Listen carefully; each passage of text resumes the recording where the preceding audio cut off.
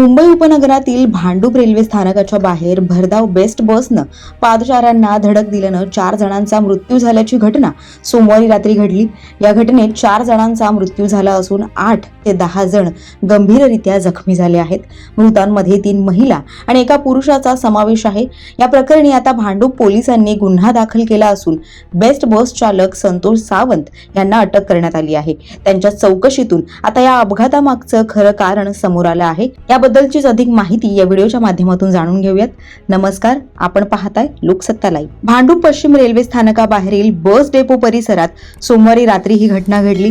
बस डेपोमधून बाहेर येत असताना चालकाचा बसवरील ताबा अचानक सुटला व बसनं पदपथावरून जाणाऱ्या पादचाऱ्यांना धडक दिली। दरम्यान या प्रकरणी पोलिसांनी चालकाची चौकशी केली असता त्यांनी सांगितलं की आधीच्या चालकानं इलेक्ट्रिक बस न्यूट्रल मोड मध्ये ठेवण्याऐवजी ड्राईव्ह मोडवर ठेवली होती। अटकेत असलेले चालक संतोष सावंत यांना मंगळवारी पोलिसांनी न्यायालयात हजर केलं होतं। त्यावेळेस त्यांना 3 जानेवारीपर्यंत पोलीस कोठडी सुनावण्यात आली आहे।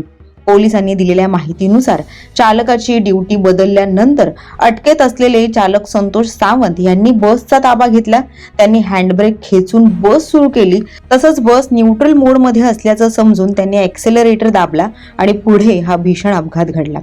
भांडूप पोलीस ठाण्याचे वरिष्ठ निरीक्षक बाळासाहेब पवार यांनी अधिक माहिती देताना म्हटले, सावंत यांनी बस वेगात पुढे गेल्यानंतर ती उजवीकडे पोलीस ठाण्याच्या दिशेने वळवली।